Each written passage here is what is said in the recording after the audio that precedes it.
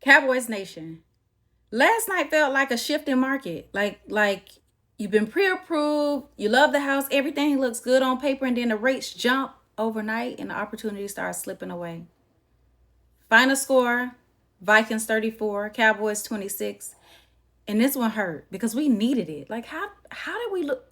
Yeah, we needed it. Minnesota came in like a bite with nothing to lose. They were already out of the playoff contention. Season done. But that made them dangerous. They played free, aggressive, and decisive. The kind of buyer that doesn't hesitate because they have no pressure. Early on, they set the tone. J.J. McCarthy, he played poised and confident, 2 passing touchdowns to Jalen Naylor, 1 rushing touchdown of his own. He actually extended plays and capitalized when Dallas Cowboys, we left the door wide open. That's just like a buyer that sees a crack in negotiation and starts stepping on the gas. And I don't blame them. Let's talk about Dallas.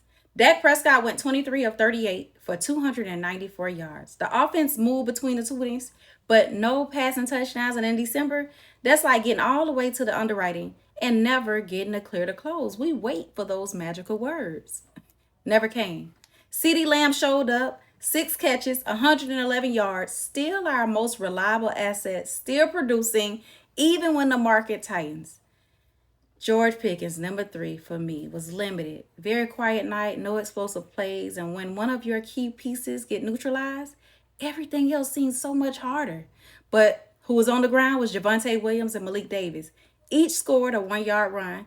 That was Dallas staying in the fight, refusing to fold. Gave us a little hope. Now here's where the momentum shifted, and this matters. Brandon Aubrey, the fake field goal, that was clutch. He's usually automatic and had a rare off night, made the field goals of 26 and 41, missed 2 big ones, 51 yards and 59 yards. Oh my God, that shook me all the way up.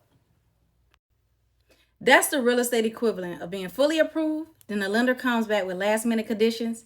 Nothing collapsed immediately, but the leverage shifts.